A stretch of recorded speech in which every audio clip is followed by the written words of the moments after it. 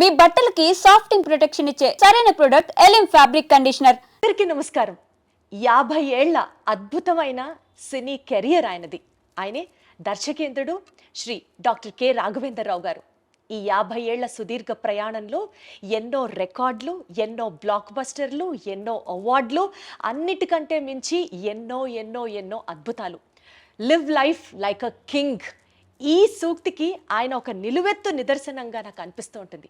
100% సార్థకం అవుతుంది ప్రతి అక్షరం కూడా.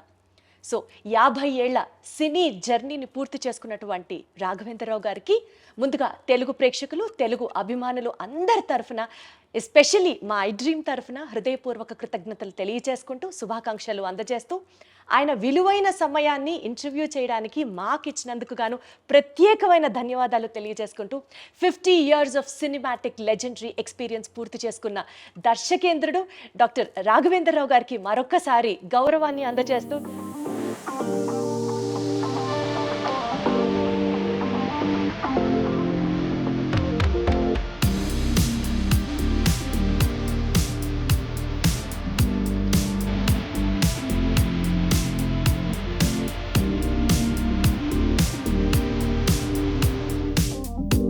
సార్ నమస్తే. ఇంటర్వ్యూ స్టార్ట్ చేయడం చాలా సంతోషంగా ఉంది. థ్యాంక్ యూ అమ్మా. ఎలా ఉన్నారు సార్? నీది బెజవాడ, నాది బెజవాడ. ఆ కనెక్ట్ ఉంటేనే నాకు ఒక పాజిటివ్ వైబ్ అనిపిస్తుంది సార్. కృష్ణా జిల్లా. Thank you so much. ఏ ప్రోగ్రామ్ అంటే 40 ఏళ్ళు మాట్లాడలేదు, మీ అందరూ తెలుసు. అవును, సౌందర్యలహరిలోనే ఫస్ట్ మాట్లాడింది. నా నమ్మకం ఏంటంటమ్మా, డైరెక్టర్గా నా జర్నీ ఇంతకాలం ఇంత స్ట్రాంగ్గా ఉండడానికి కారణం అండ్ నా ప్రొడ్యూసర్లకి, ఆర్టిస్టులకి, టెక్నీషియన్స్కి, డిస్ట్రిబ్యూటర్స్కి, థియేటర్ యాజమాన్యానికి అండ్ ప్రేక్షక లోకానికి, వీళ్ళందరికీ మనస్ఫూర్తిగా థ్యాంక్స్ చెప్తున్నాను. వాళ్ళు లేకపోతే నా ఈ సక్సెస్కి అర్థం లేదు. అండ్ ముఖ్యంగా పర్టికులర్గా నేను వాళ్ళ ఇంత సక్సెస్ఫుల్గా ఉండటానికి రీజన్ ఏంటంటే, మంచి ముహూర్తం ఏంటంటే, పూజ్యులు విశ్వకేత నట సార్వభౌమ ఎన్టీ రామారావు గారితో అడవిరాముడు చిత్రంతో నా జర్నీ కమర్షియల్ డైరెక్టర్గా స్టార్ట్ అయిందమ్మా.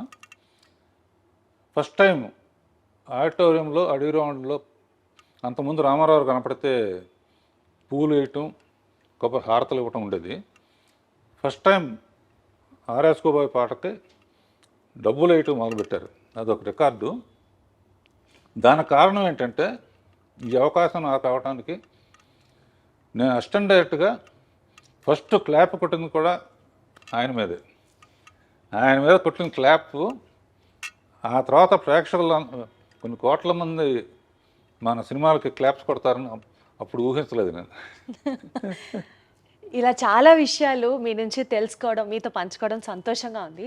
ముఖ్యంగా అండి, 50 ఏళ్లలో 110 సినిమాలు చేయడం అదొక మామూలు రికార్డు కాదు. అంటే ఒక ఫిల్మ్ మేకర్గా, ఒక డైరెక్టర్గా 50 ఏళ్ళు కంప్లీట్ చేసుకున్న వాళ్ళు మేబీ హాలీవుడ్లో మనం చూసుకుంటే స్పిల్స్బర్గ్ గారి దగ్గర నుంచి, మార్టిన్ సోర్సెస్ గారి దగ్గర నుంచి ఇట్లా కొంతమంది ఉంటే ఉండొచ్చు గాక, కానీ భారతదేశంలో 50 ఏళ్లలో 110 సినిమాలు, అందులో అసలు 70కి పైగా సినిమాలు 100 days కంప్లీట్ చేసుకోవడం, 26 సినిమాలు రజతోత్సవాలు పూర్తి చేసుకోవడం, 4 సినిమాలు గోల్డెన్ జూబిలీ సెలబ్రేషన్స్ పూర్తి చేసుకోవడం, ఇది కాక 4 సినిమాలకి మీరు దర్శకుడిగా ఒక పర్యవేక్షణ చేయడం, అసలు ఇవన్నీ ఒక మామూలు విషయం కాదు రాఘవేంద్రరావు గారు. ఈ మ్యాజిక్ని ఎలా సాధ్యం అయ్యేలా చేశారు మీరు? అంటే ఎప్పుడు ప్రతి ఫీల్డ్లోనూ కాంపిటీషన్ స్పిరిట్ ఉండాలమ్మా. నాకు అసిస్టెంట్ డైరెక్టర్గా ఉన్నప్పటి నుంచే, అసిస్టెంట్ డైరెక్టర్ ముందు కాలేజీలో ఉన్నప్పుడు కూడా ఏంటంటే, మెడ్రాస్లో ఉండేవాళ్ళం. కాలేజీకి పుస్తకాలకి ఇచ్చిన డబ్బుని సినిమాల కోసం, తెగ సినిమాలు చూడటం కోసం ఖర్చు పెట్టేవాడిని. మా ఫ్రెండ్ పుస్తకాలతో చదివి పాస్ అయ్యాను. మా ఫ్రెండ్ ఏమో 3 సార్లు తప్పాడు. అలా చూసి నడిచి మౌంట్ రోడ్ నుంచి నడిచి వస్తూ ఉంటే, ఈ షాట్ ఎట్లా తీశారు, ఈ షాట్ ఎట్లా తీశారు, మనం అయితే ఎలా తీయాలి అనే ప్యాషన్ విపరీతంగా ఉండేదమ్మా. అప్పుడు మా నాన్నగారు కూడా డైరెక్టరు. ఆ తర్వాత ఆయన చాలా సక్సెస్ఫుల్గా ప్రేమ్ నగరు ఇవన్నీ చేశారు. మా సొంత ప్రొడక్షన్స్ ప్రకాష్ ప్రొడక్షన్స్ అని ఉండేది. దానికి ఎంబ్లమ్ లైట్ హౌస్ అనమాట. సొంతంగా తీసిన సినిమాలు చాలా అడ్వాన్స్ ఐడియాగా తీసేవారు ఆయన. అందుకనే మొత్తం పోయింది డబ్బు. డైరెక్టర్ ఆలోచనలు ఎలా ఉంటాయంటే కంపారిజన్స్తో ఉంటాయి. ఓకే. ప్రకాష్ ప్రొడక్షన్స్ లైట్ హౌస్లో బల్బు ఆరిపోయింది, నేను మళ్ళీ డైరెక్టర్ అయ్యి ఆ బల్బు వెలిగించాలి అబ్బా. అనే ఒక ఛాలెంజ్ తీసుకున్నామా. ఛాలెంజ్ తీసుకుని ఫస్ట్ పిక్చర్ పాండవనస్తం కమలాకర్ కామేశ్వరతో చేసి తర్వాత నాన్నగారి దగ్గర ఎక్కువ చేశాను. విమోచన గారి దగ్గర ఒకటి చేశాను. నాన్నగారి దగ్గర సెక్షనే చాలా ఉపయోగపడింది. నాన్నగారితో స్త్రీ జన్మ ఇది తీస్తున్నప్పుడు రామానాయుడు గారు నాన్నగారు ప్రేమనగర్ కనెక్షన్స్తో నేను మ్యూజిక్ విషయంలో కానీ ఈ విషయంలో కానీ నా యాక్టివిటీసు ఇవన్నీ చూసి రాఘవేంద్రరావు ఫస్ట్ డైరెక్షన్ నాకే చేయాలి నువ్వు అని చెప్పారు. చెబితే మా ఫాదర్ ఏమన్నారంటే ఇంకొంచెం ఎక్స్పీరియన్స్ ఉంటే బెటర్ అని చెప్పి అలా పాపం అందుకనే సౌందర్యలహరిలో ఫస్ట్ నేను నాయుడు గారితోనే స్టార్ట్ చేశాను.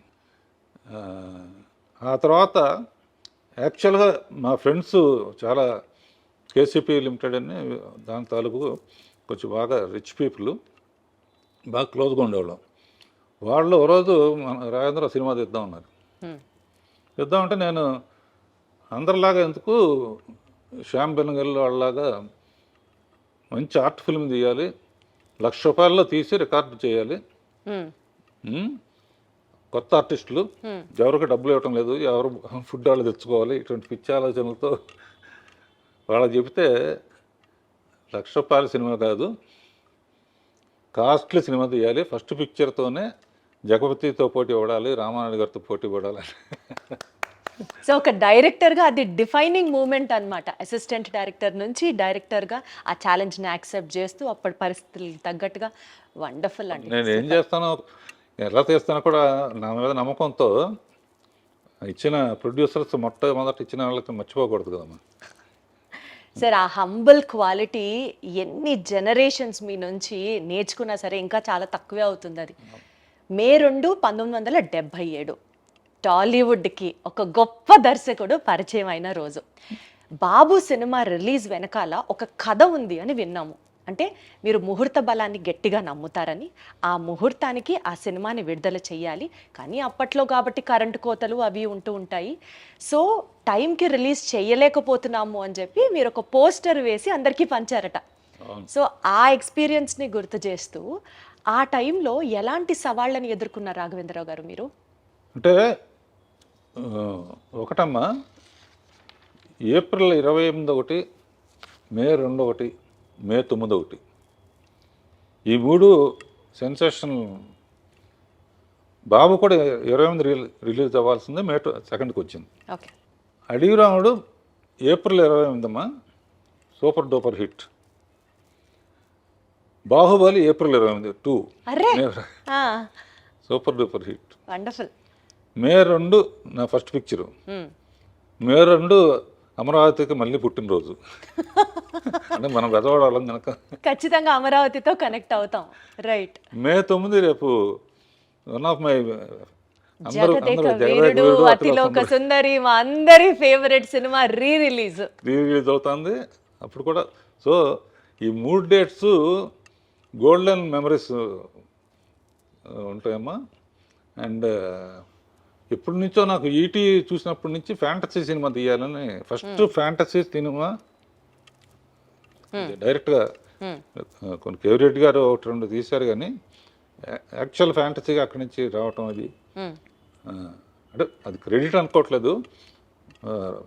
రైటర్ చక్రవర్తి ఐడియా చెప్పాడు, తర్వాత జంజాల గారు, ఎండమూరి వీరేంద్రనాథ్, విజయేంద్ర ప్రసాద్, మేమందరం కలిసి తీసాం. రేపు 9వ తారీఖు నాకన్నా మా టీం అందరూ ఉత్సాహంగా ఉన్నారన్నమాట. అసలు మేమందరం ఫ్రెండ్స్ ప్లాన్ చేసేసుకున్నాము అక్కడ కేక్ కటింగ్కి, అక్కడ అసలు ఫుల్ హడావిడి చేయడానికి ఫుల్. అంటే ఫస్ట్ టైం ఆ సినిమాని కొన్ని లక్షల సార్లు చూసినా ఇంకా సినిమాని ఇప్పుడు మళ్ళీ థియేటర్కి వెళ్ళి చూడాలి అన్నది మాలో కూడా ఫ్యాన్స్గా కూడా బోలెడంత ఎక్సైట్మెంట్ని నింపే ఒక సినిమా అది. అదేనమ్మా ఇప్పటికీ దత్తు గారు కానీ చాలామంది జగదేక వీరుడు వస్తుందో మళ్ళీ తీయమంటారు. ఉమ్, నేనేమంటా అంటే అదే పేరు పెట్టి వేరే సినిమా తీసినా బాగుండదు. ఉమ్, అదే సినిమా తీయాలంటే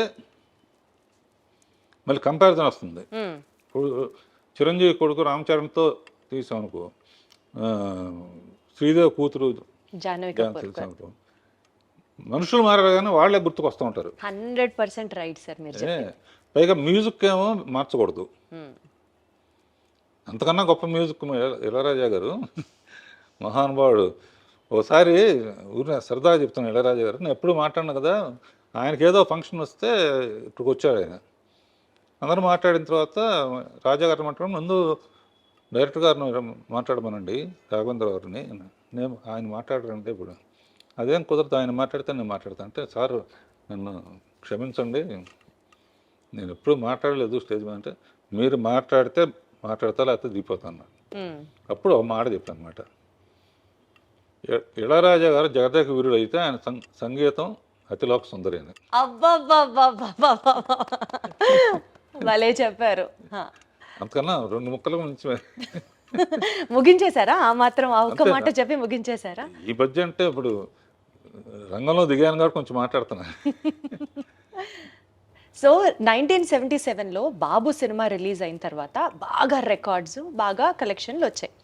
అదే టైంలో ఆ స్పాన్లో కె విశ్వనాథ్ గారి జీవనజ్యోతి సినిమా రిలీజ్ అయినప్పుడు మీ సినిమా కలెక్షన్లు కొద్దిగా తగ్గాయి అని చెప్పి మీరే ఒక ఇంటర్వ్యూలో చెప్పారు. అంటే కాస్త డిసప్పాయింట్ అయ్యారు మీరు ఆ టైంలో అని చెప్పారు. సో దాని తర్వాత ఎక్స్పీరియన్స్, నా సినిమా అంటే ఇలా ఉండాలి అని ఒక స్టాండర్డ్ ఏమన్నా అనుకున్నారా మీరు? నిజంగానమ్మా నాకు విశ్వనాథ్ గారి పిక్చరు, బాపు గారి పిక్చర్ అంటే చాలా ఇష్టం. మొదట్లో అసిస్టెంట్ డైరెక్టర్ కొన్నప్పుడు ఆదర్ సుబ్బారావు పిక్చర్లు సాంగ్స్ టేకింగ్లో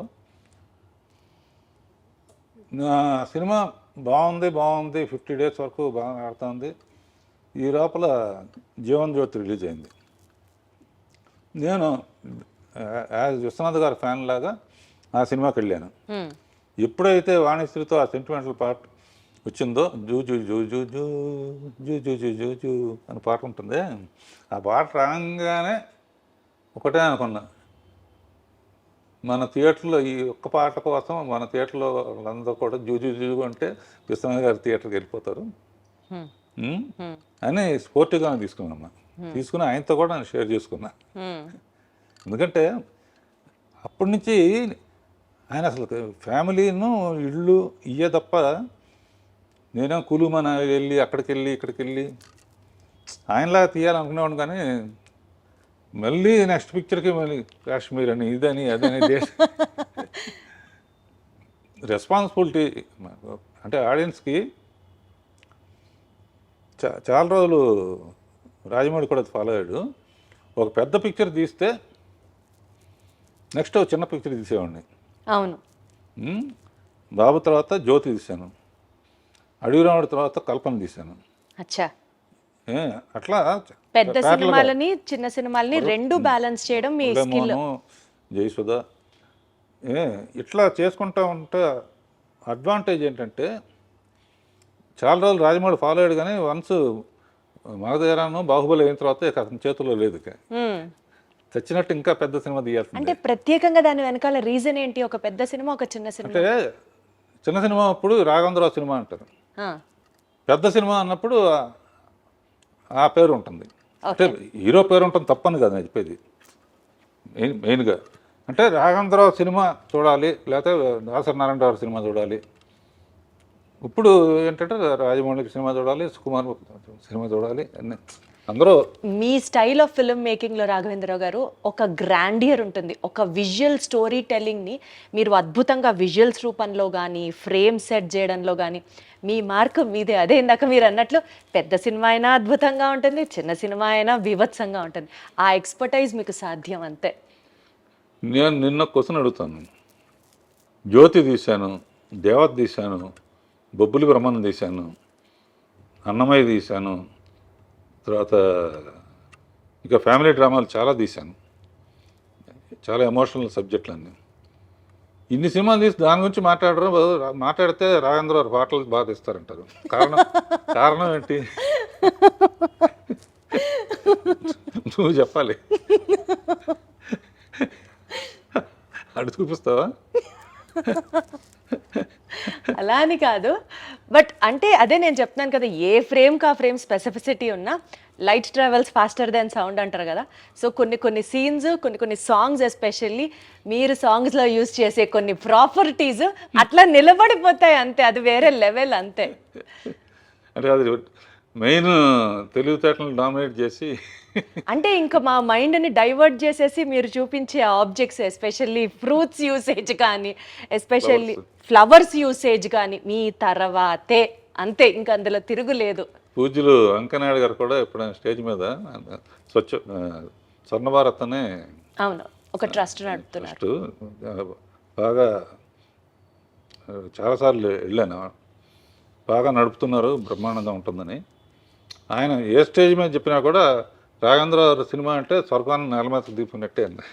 అసలు ఒక హీరోయిన్ని ఇంత అందంగా మరి ఏ దర్శకుడు చూపించలేనంత విధంగా ఆవిడ ఎంట్రీ కానీ, మీరిచ్చే ఆ షార్ట్స్, ఆ పూలు మధ్యలో అసలు వేరే లెవెల్. రాఘవేంద్రరావు గారు అదృష్టం చేసుకొని ఉండాలంతే ఆ సినిమాలో, మీ సినిమాలో నటించాలన్నా, ఒక చిన్న భాగం అవ్వాలన్నా. నువ్వు కూడా చేద్దు కానీ ఎప్పుడైనా. ఆహా, తదాస్తు. ఇది ఎప్పుడో అవుతుంది, నెరవేరాలని కోరుకుంటున్నాను నేను కూడా. అంటే ఇందాక మీరు చెప్పినట్లు ఆ జీవన్ జ్యోతి సినిమా హాల్లోంచి చూసి మీరు బయటకు వస్తూ ఉన్న తర్వాత మేబీ అదే మీ స్ఫూర్తేమో, లేడీ ఓరియంటెడ్ సినిమాలు జ్యోతి, ఆమె కథ, అమరదీపం ఇట్లాంటివి మీరు చేసినప్పుడు అప్పట్లోనే లేడీ ఆడియన్స్ని, ఫ్యామిలీ ఆడియన్స్ని కూడా టార్గెట్ చేయాలి అని అనిపించిందా మీకు? ఒక స్ట్రెచ్లో ఆ సినిమాలు తీసుకుంటూ వచ్చారు. అట్లా అనిపించే ప్లాన్ చేశానమ్మా. ఎందుకంటే జ్యోతి అయిన తర్వాత చాలామంది నాకు అన్నీ అటువంటివి ఆఫర్ చేశారు. ఆఫర్ చేస్తే నేను తొందరపడి అటు వెళ్తే ఇప్పుడు సంచి పుచ్చుకుని ఇది ఇంటర్నేషనల్ ఫిల్మ్ ఫెస్టివల్ చుట్టూ తిరిగేవాడిని. వెయిట్ చేశాను కాబట్టి అడవి రాముడు వచ్చింది. అదే కదా, అసలు ఆ సినిమా కలెక్షన్లు రాఘవేంద్రరావు గారు అప్పట్లోనే 4 కోట్లు, ఇవాళ రోజున 5,000 కోట్లతో సుమారుగా అప్రాక్సిమేట్గా సమానం. అవును, జనాభా లెక్క ప్రకారంగానే. బాబోయ్, అసలు ఆ రోజులో 4 కోట్లు వసూలు చేసింది అడవి రాముడు ఫస్ట్లో. అంటే లేడీ ఓరియంటెడ్ సినిమాలు, ఫ్యామిలీ సినిమాలు చేసే మీకు అప్పట్లో ఒక మాస్, ఒక కమర్షియల్ సినిమాని తీయాలి, అప్పటి లెజెండరీ యాక్టర్ ఎన్టీఆర్ గారితో మీరు చేయడం అనేది, ఆ డెసిషన్ తీసుకోవడానికి మీకు ఇన్స్పిరేషన్ ఏంటి? అసలు ఆయన ఒప్పుకున్నాడు నా డైరెక్షను అని తెలియగానే ఇక ఆయన సినిమాలు మళ్ళీ ఒకసారి బెదవాడ వెళ్ళిపోయి ఒకసారి రిలీజ్ అయ్యాయి కదమ్మా, ఆయన సినిమాలను చూశాను. ఆయన కనపడితేనే పూలు వేయటం లేకపోతే హారతలు వేయటం చేస్తారు. నడిచి వస్తేనే అలా చేస్తున్నారు. ఏనుగు మీద వస్తే ఎలా ఉంటుంది అని ఏనుగు మీద, అవును, గజారోహణం ఏదో అంటారుగా. ఏనుగు మీద వస్తే, ఏనుగు మీద రావాలంటే అడవికి వెళ్ళాలి, అడవికి వెళ్ళాలంటే వాడు టార్జాన్ అయి ఉండాలి, టార్జాన్కి సూట్ అవ్వదు. అప్పుడు ఏం చేయాలని ఆలోచించి, ఎప్పుడు ఫారెస్ట్ ఆఫీసరు విలన్స్ కుమ్మక్కవుతారు. ఈ సిన్సియర్ ఆఫీసర్గా ముందే ఆఫీసర్గా వెళ్తే డ్యూయట్లకి రొమాన్స్కి ఛాన్స్ ఉండదు. ఎన్ని ఆలోచించారు అసలు. అందునే ఫస్ట్ ఎన్ని స్టడీ చేయడానికని మామూలు మనిషిగా వచ్చి అక్కడున్న ట్రైబల్స్ని వాళ్ళ ఉన్న గొప్పతనం చెబుతూ, కొన్ని రోజులైన తర్వాత నాకు భయం వేస్తున్నాను. అప్పటికి రామారావు కృష్ణుడి ఫోటోలు కానీ, రాముడి ఫోటోలు కానీ ఇళ్లలో పెట్టుకునేవాళ్ళు. ఈ పిక్చర్ మనకు ఆడకపోతే ఇక మన కెరీర్ ఏమైపోతుందన్న టెన్షన్తో, కృషి ఉంటే మనుషులు దృష్టిలో అవుతారనే పాట క్రియేట్ చేసి, మీరేం తక్కువ వాళ్ళు కాదు అని చెప్పి, గొప్ప గొప్ప అని చెప్పి, ఏకలవ్యుడు, వాల్మీకి, రాముడిది నా కోరిక ఏంటంటే ఈ సినిమా ఆడితే సంతోషం, ఆడకపోతే మళ్ళీ ఆయన్ని చూసేది కాదు. సరే, రాముడు ఎట్లా ఉంటాడో మనకు తెలియదు, ఆయనలాగానే ఉంటాడు. చాలామంది అంటారు, నిజంగా రాముడు ప్రత్యక్షమైనా కూడా నువ్వు కాదులే అంటారు. అంత బ్రాండ్ ఉంది దానికి, కృష్ణుడు కానీ రాముడు కానీ. నా కోరిక ఏంటంటే లాస్ట్ షాట్ రాముడుగా చూడాలని మనసులో అనుకుని ఆ షాట్ లాస్ట్లో తీసి ఆ శబరి చేసే యాక్షన్ని యాక్ట్ చేసి చూపించి కాళ్ళకి నమస్కారం. అబ్బా అబ్బా అబ్బా. ఏ జన్మదినమైంది అనుకున్నాను. ఆయన కారు ఎత్తు ఫస్ట్ టైం అవుట్డోర్కి వచ్చారమ్మా ఆయన. అంతకుముందు అంతా గిండి ఊరు అటు వచ్చేవారు కాదు. It is green memory in my life brother అన్నారు. అట్లా నన్ను చాలా ప్రేమగా చూసుకున్నారు. తర్వాత ఆయనతో 12 సినిమాలు చేశాను. 12లో 9, 10 హిట్లే. అసలు హిట్ కాందేది సార్. తర్వాత చిరంజీవితో 14 తీశాను. 14 సినిమాలు చిరంజీవి గారితో. సో నా అదృష్టం ఏంటంటే 3 తరాలతో చేశానమ్మా. అవును సార్. రామారావు, బాలకృష్ణ, మళ్ళీ తారకరత్న, మళ్ళీ నాగేశ్వరరావు, నాగార్జున, సుమంత్, కృష్ణ, మహేష్ బాబు, సోమబాబు కొడుకు రాలేదు కానీ తర్వాత శ్రీకాంత్ కొడుకుతో కూడా మళ్ళీ అసలు ఇంట్రడ్యూస్ చేసిందే మీరు. సూపర్ అసలు. అలా ఇస్ ఆల్ డెస్టినీ అమ్మా. నేను ప్లాన్ చేసింది కాదు. People are really blessed to work with you sir. నా అదృష్టం ఏంటంటే ఇంతవరకు ఏ హీరో కూడా నా డైరెక్షన్ అంటే ఆయన వద్దులేండి అనలా. ఎవరు సార్ అనేది ఆ మాట? ఎలా సార్ అంటారు ఆ మాట? నారాయణరావు నాది చాలా మంచి కాంబినేషన్ అమ్మా. నేను మాట్లాడను కాబట్టి నా తరపున ఆయన మాట్లాడేవాడు స్టేజ్ మీద.